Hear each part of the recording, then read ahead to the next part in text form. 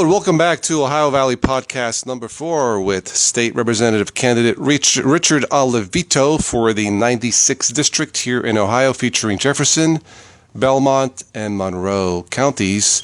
This is podcast number 4. If you haven't already, check out Ohio Valley Podcast number 1, 2, and 3 on YouTube, and you can download these on the archive.org. In podcast 1, we talked about something, a little bit about Richard's life and some of his accomplishments, including the Ohio child labor laws. So for those of you who have kids, you can thank Richard. I know what you're saying, show off. No, but if it's true, it's not showing off, right? He's smiling at me. But that was podcast 1. In podcast number 2, we talked about landfills. Podcast 3, we talked about the opioid crisis. So for this podcast, for number 4, actually, before we go there, Richard, I think you have some exciting news to tell us. Yes, I'm very happy and pleased to share with the citizens and particularly working people, men and women of the Valley, that I was recently endorsed, Carmen, last week by the Upper Ohio Valley Building Trades Council, and very, very proud of that, given that it's a 40-member union local council. It stretches from near Pittsburgh down to past Wheeling, and they represent all the trades in the region. And we had an interview for that and spoke to them about a month ago, and kind of waiting patiently for their determination. But we're real happy. They gave me notice last week that they endorsed me, and they're behind this candidacy. So that's a very big boost, and really humbled by that, really, because those men are very serious, and women are very serious about their work. They got a lot of projects. They're happy about some of the work that's coming into the Valley and prospects. And, there's a lot of strength in the unions. Again, in the Valley, it's good to see that there's some building trades are doing well, and they're looking forward to the future, and I'm glad that they chose to stay blue. Yeah. Okay.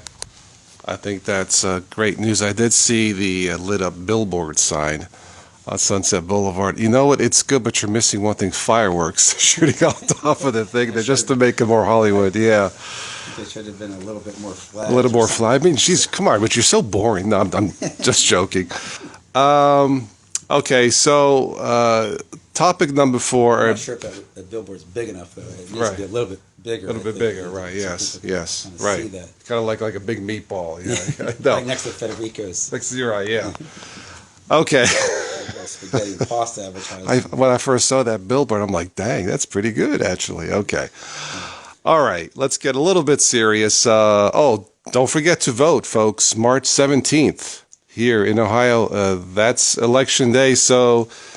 And also, it's actually early voting, so you can go anytime during the week and to the Board of Elections. So there are people actually voting right now. Yes.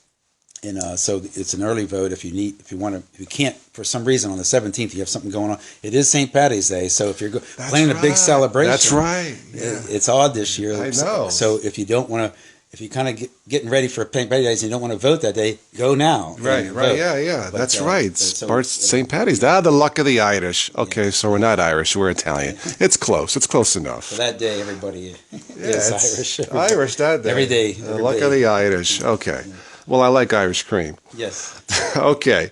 So March 17th, and if Richard can get past the primary, that's up to you folks. We'll be happy to continue these podcasts, maybe do some live events on Facebook, YouTube, phone in. Well, not phone in, but ask your questions in chat, and we'll answer them live. Maybe sometime we can do it after the 17th. Right, but it's all up to you folks. So you need to get out there and vote, and we will continue these podcasts. That is one campaign promise we can keep. Certainly. Yeah. Okay. Yeah. All right. So let's go to Ohio Valley Podcast topic number 4. Richard, about a month ago, I stopped at the mall. I spoke to the mall manager. Super nice lady. She came out of the office wearing a Dallas Cowboys shirt. I'm like, yes, I'm a Cowboys fan. We're talking about the future of the Cowboys. Jerry Jones, the quarterback, his salary. Okay, I don't want to go there. No, there's a lot of people who are Dallas Cowboy fans in this valley. It's amazing. Right. I'm surprised. I know. As awesome. I go around the 3 counties, I constantly run into Dallas Cowboy banners and signs on people's homes. Who knew? In Pittsburgh. Well, in the Pittsburgh market. I know. It's awesome. Anyway, so we were talking, and me and Richard me and Richard have talked about this, but I had a couple ideas about them, at least two ideas. My first idea was to build a new hospital there, tear it down. I mean, the mall's an eyesore. Let's be honest. The mall's an eyesore. You have the floor that's so uneven, like it's like a wave pool. It's somewhat unsafe. So I thought if we tear it down, fix the floor, flatten it out. And I'm not an engineer. I'm not sure how exactly you would do that, but it can be done, I'm sure.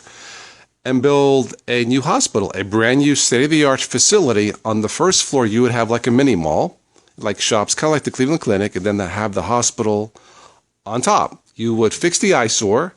You'd have a brand new facility, maybe get the Cleveland Clinic involved, and you still have parking. Well, that's not going to happen because the funding for the hospital is going for the expansion here of Trinity West, which is fine, but you still don't solve the parking problem. Okay, moving on to my solution number two. And this has been done, I believe, to at least one mall. You can remodel it, tear it down, make it safe and clean and all that, but build apartments, a senior citizen facility, a retirement facility, something like that where, once again, first floor you would have all your shops, okay? Maybe even move the YMCA there with the pool, rec room. I have a relative of mine. I have a relative who cannot drive because of his poor eyesight. So I have to take him to go swimming 60 miles away, 30 miles each way to another city. That's not that bad of a drive, but really that's the best that we can do.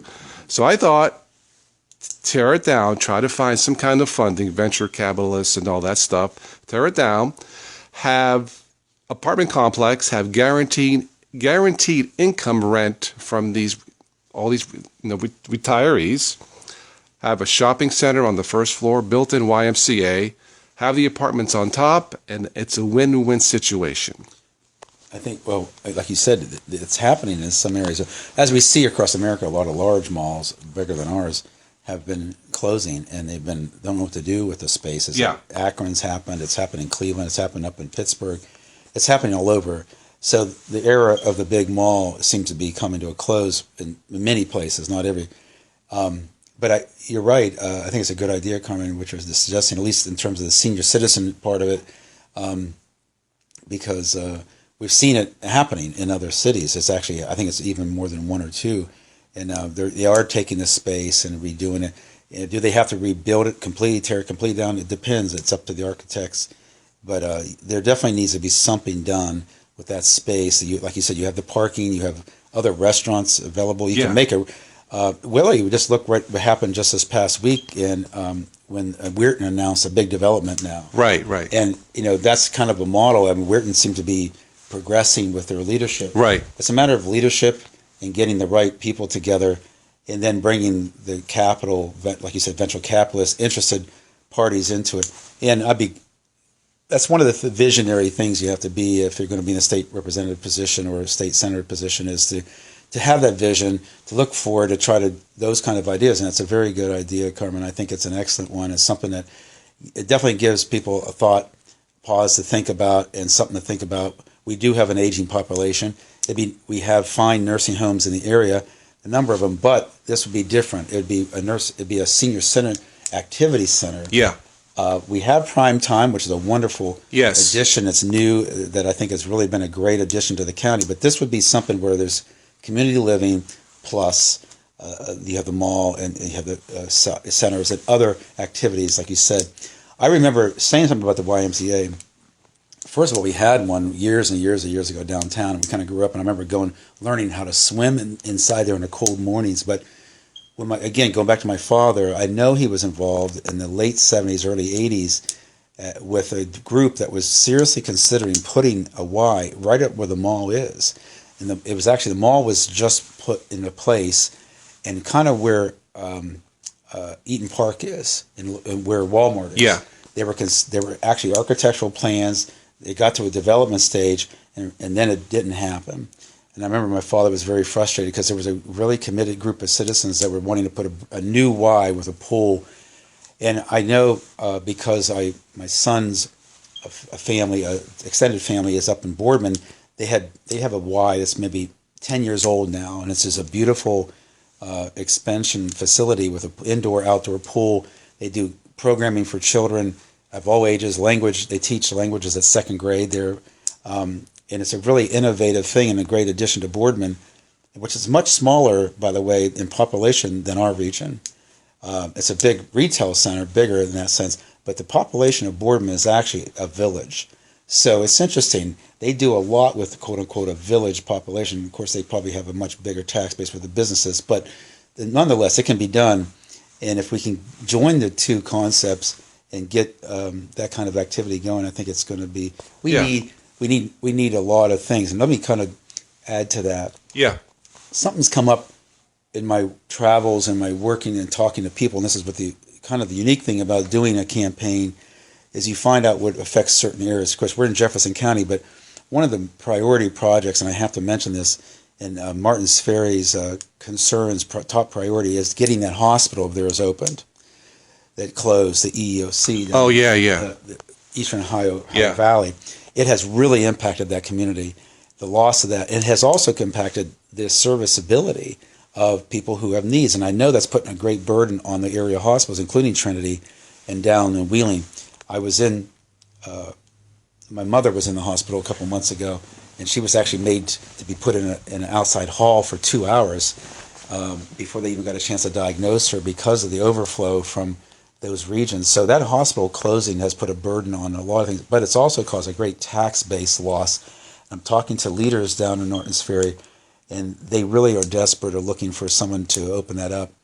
I was told that Ohio State University looked at it, and another West Virginia University's hospital system looked at it, and they decided not to do it, and they were a little bit frustrated, but they are having others look at this hospital facility. And I think it's interesting you talk about maybe putting some sort of a clinical care facility. Yes. Because you never know if you can generate interest at the level of outside interest, Pittsburgh hospitals, maybe the various regional major hospital facilities or medical centers. Then if we can get anything into the valley, it'd be a great boost for the economy for those communities that have lost that. Well, look, I have a feeling that I'm not the only one that has gone to a fantastic facility like the Cleveland Clinic, which is world respected. I'm sure I'm not the only one that's gone there for second opinion, blood tests. I've taken relatives up there for minor surgery because it's just a trusted facility.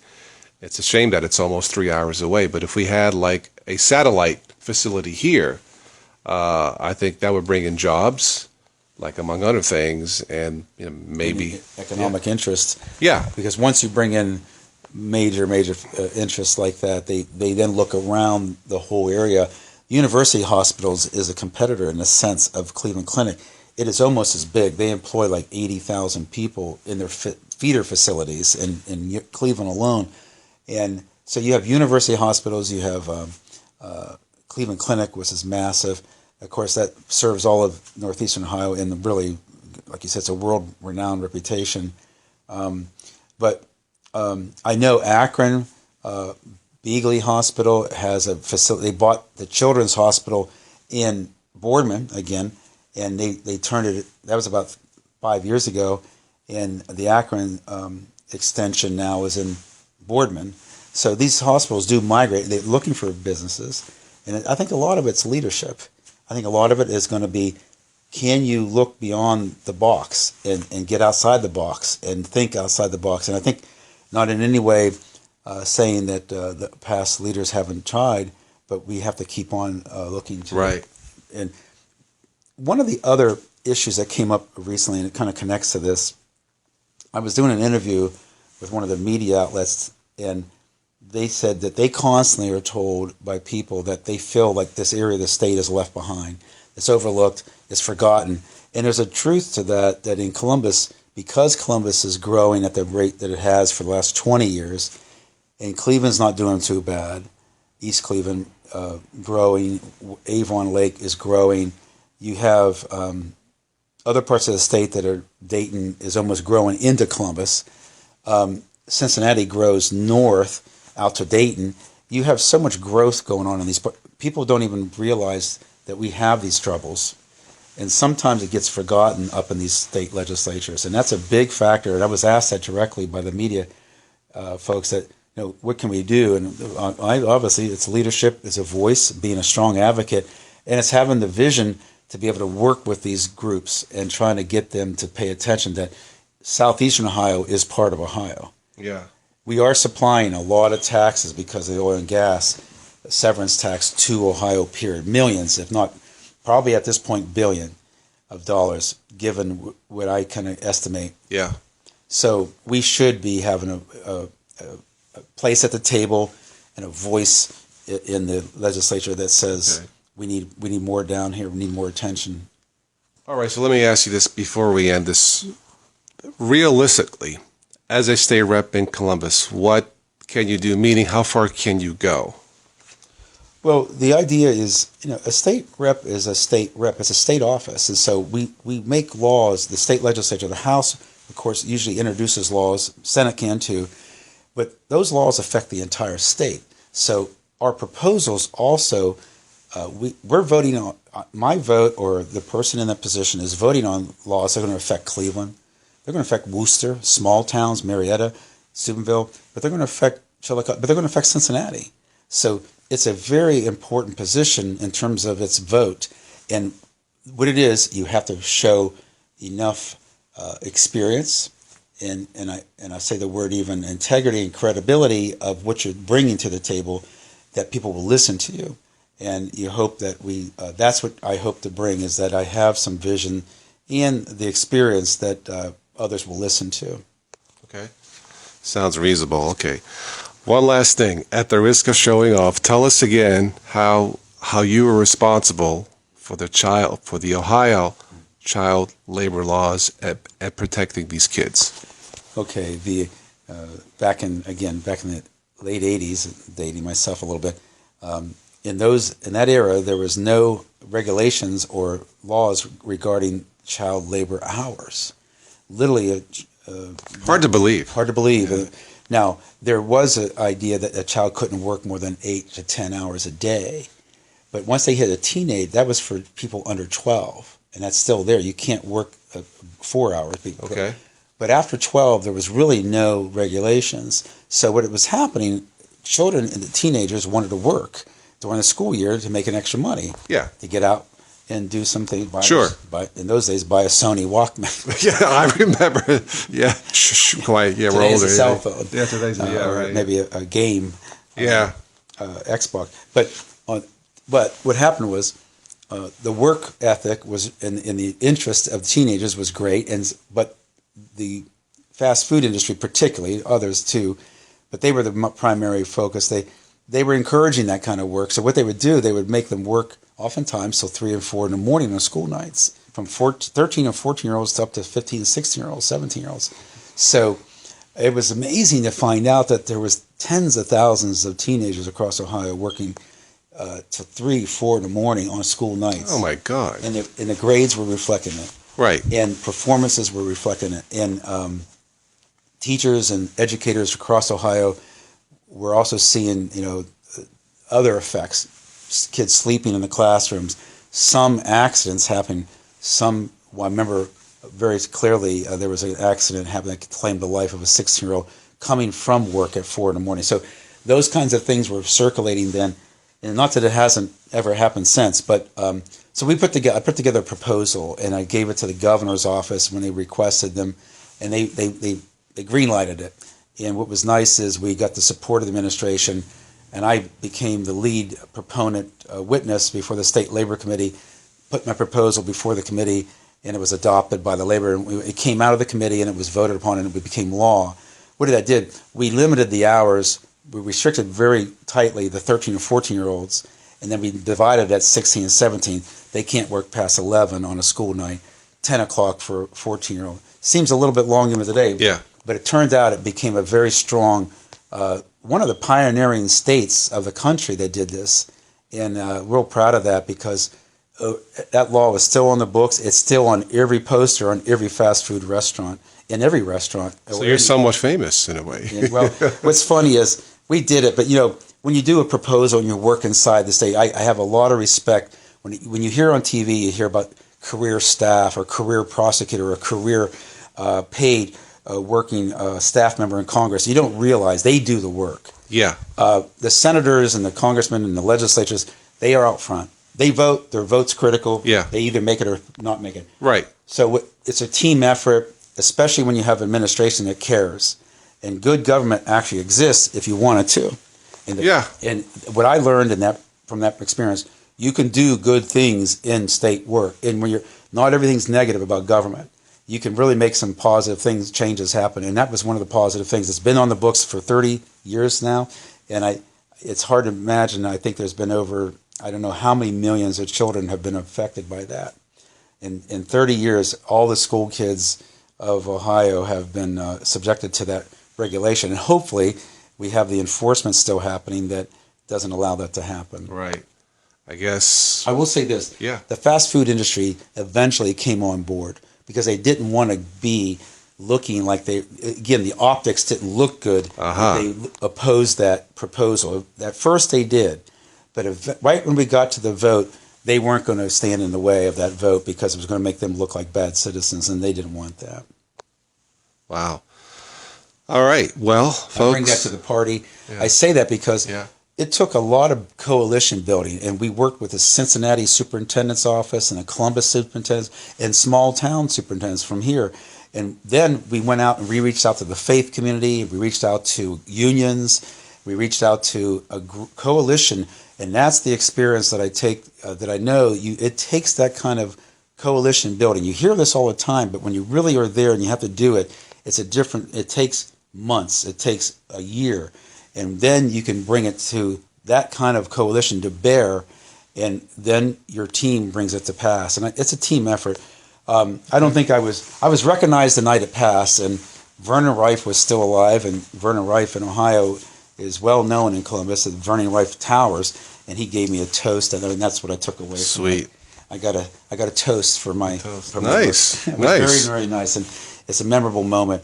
And not too many times a 28-year-old, 29-year-old got a toast from Vernon Rife for passing along. So. Well, I hope you folks remember all this because there'll be a quiz on this on Tuesday. No, I'm just kidding. Well, at least remember this on March 17th on voting day, at the very least. So, Richard, let's wrap this up. It's been a long day for you and I. I don't know if we'll be able to squeeze out another podcast between now and voting day. There's still a lot of work to be done. So, again, just get out the vote. Get out the vote. You've heard that somewhat cliche before, but that's the truth because if you don't vote, none of this really matters. Okay, let's wrap this up. But tell us, Richard, how people can reach you. Okay, again, the best way, easiest way to go on Facebook, I guess, is say We Are the 96 is my Facebook site.